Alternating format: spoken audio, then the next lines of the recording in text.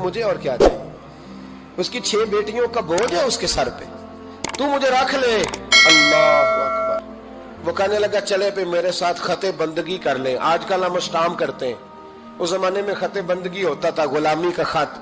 काजी शहर के पास, यानी उसका ख्याल था कि चलो स्टाम्प की बात करूंगा तो भाग जाएंगे। फरमाया चल मैं तैयार हूं। काजी तक गए, तय हो गया, 6000 दिनार दे दिए।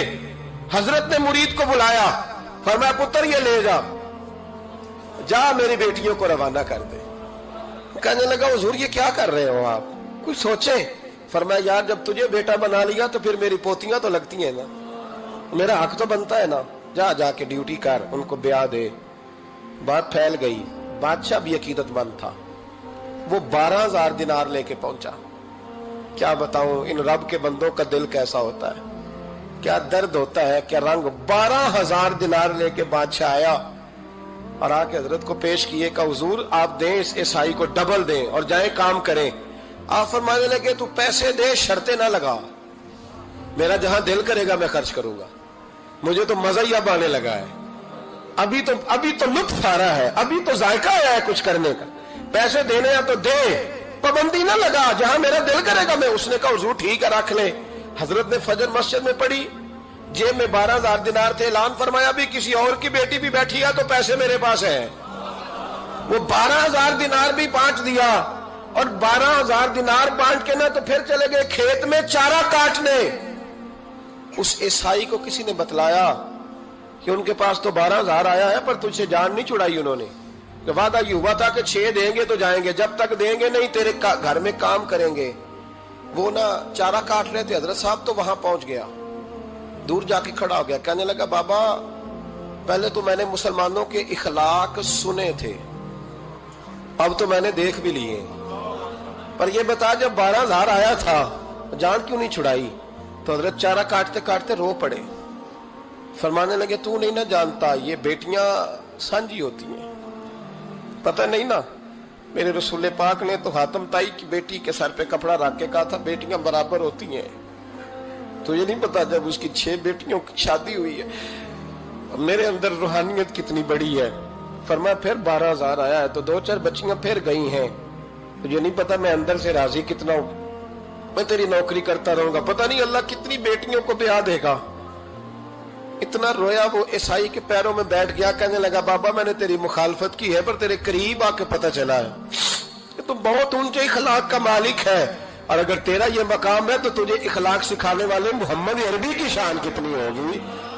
जालिम की बोलिए जाते नहीं लोग झूठे गवाह बन के। वकील साहब को नहीं पता होता कि ये बंदा मुजरिम है जो मेरे पास आया। क्या मुजरिमों के वकील नहीं होते? बोले तो उसको पता नहीं होता वकील साहब को कि ये साहब मुजरिम है, मेरे पास मुकदमा लेके आए। और अगर बेअदबी ना हो जाए तो मेरा ख्याल है काजी अदालत को भी पता होता है कि मुजरिम कौन है और मजलूम। मेरे नबी पाक सल्लल्लाहु अलैहि वसल्लम ने इस कदर ज्यादा सख्ती फरमाई इस मसले में। फरमाया जिसको पता था कि फला आदमी जालिम है, जुल्म कर रहा, फिर वो जालिम का गवाह बना या उसने जालिम की मदद की, कितनी की? शारहीन लिखते हैं चाहे उसने एक जुमला बोल के की, चाहे एक, सारे बोलिए, चाहे एक गरीब को उसने जुल्म किया तो कहते हैं इलाज ये सी, चाहे एक जुमला बोल के की। शारहीन इस हदीस की शरह में लिखते हैं एक जुमला बोल के चाहे मदद की। जिस बंदे ने किसी जालिम की मदद की किसी मुकदमे में या किसी सूरत में और उसे पता था ये जालिम है, मेरे नबी पाक सल्लल्लाहु ताला अलैहि वसल्लम फरमाते हैं अगर उसने मदद की, अभी जालिम की बात नहीं हो रही, जालिम के मददगार की बात हो रही, अगर किसी ने जालिम की मदद की तो हुजूर फरमाते हैं खुदा भी उससे बरी जिम्मा है, रसूल भी उससे बरी जिम्मा है। संभाल के रखे अपनी नमाजें, कुर्बानियां, हज, ज़कात संभाल के रखे। अगर जालिमों का मददगार है, इलेक्शन आ लेने दे, आपको नजर आ जाएगा कौन कौन जालिमों का मददगार है, नजर आ जाएगा। अपनी जेब से लोग पैसे दे के जालिमों की मदद करेंगे, उनके फ्लैक्स छपवाएंगे, बोर्ड लगवाएंगे, जेबों से पैसे देंगे। हमने खुद आग लगाई है चमन में अपने, बेसबब गर्दिश अय्याम को इल्जाम न दो, हमने खुद नूर का जुल्मत से किया है सौदा, करके तौहीन सहर शाम को इल्जाम न दो। ظالموں کے مددگار میدان میں آ گئے.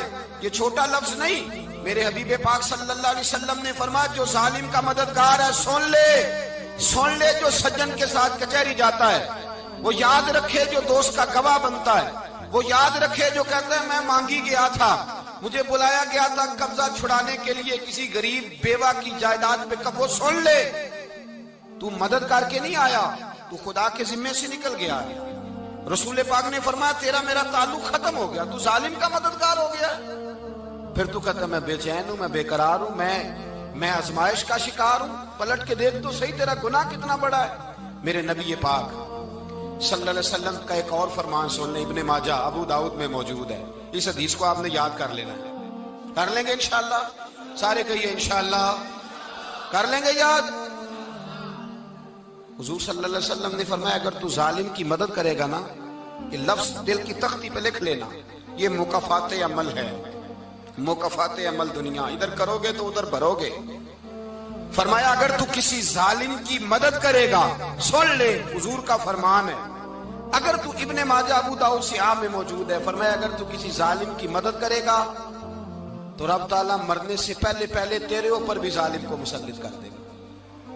تیرے اوپر بھی ایک دفعہ ظلم ضرور ہوگا اگر تو ظالم کی، وہ کسی صورت میں بھی ہو سکتا ہے، کسی صورت میں بھی.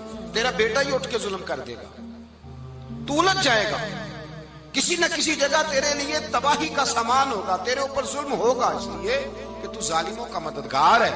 چاہیے یہ تھا کہ تو مظلوم کی مدد کرتا، انسانی ایمانی یقین کا فریضہ سر انجام دیتا. تو ظالموں کا مددگار ہو گیا. ٹٹول کے دیکھ لیں، رزلٹ نکال کے دیکھ لیں، ہمارے زمانے میں ظالموں کے مددگار زیادہ ہیں. اتنی لمبی زبانیں نکال کے ظالموں کی مدد کرتے ہیں.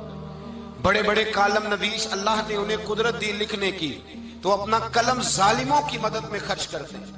وہ لوگ جن کو اللہ تبارک و تعالیٰ نے قدرت دی، ہمت دی، طاقت دی، کچھ لوگ ان کے حلقہ احباب میں وہ اپنے لوگوں کو استعمال کر کے ظالموں کی مدد کرتے ہیں، ظالموں کی مدد کرتے ہیں. میرے نبی کریم سید عالم نور مجسم صلی اللہ علیہ وسلم نے فرمایا اگر تو نے ظالم کی مدد کی تو جب تک تو توبہ نہیں کرے گا رب تجھ سے ناراض ہی رہے گا.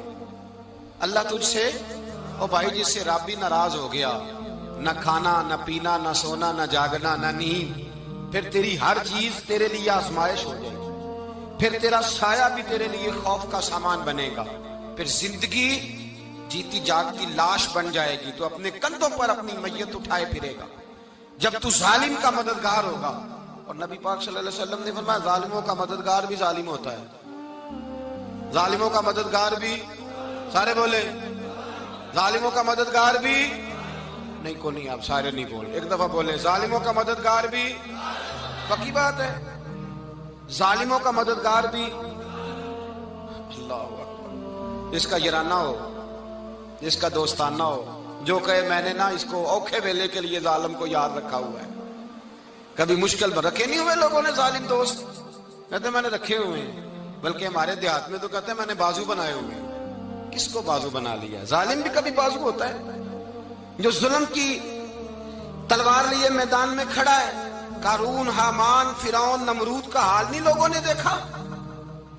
اپنے زمانے میں آپ نے کتنے لوگ نہیں دیکھے جن کے سائے سے، آواز سے لوگ کانپتے تھے؟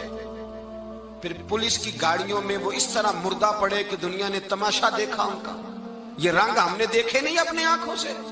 فرمایا ظالم کا مددگار بھی، جو کار میں بٹھا کے لے کے گیا وہ بھی ظالم، جس نے چائے پلائی وہ بھی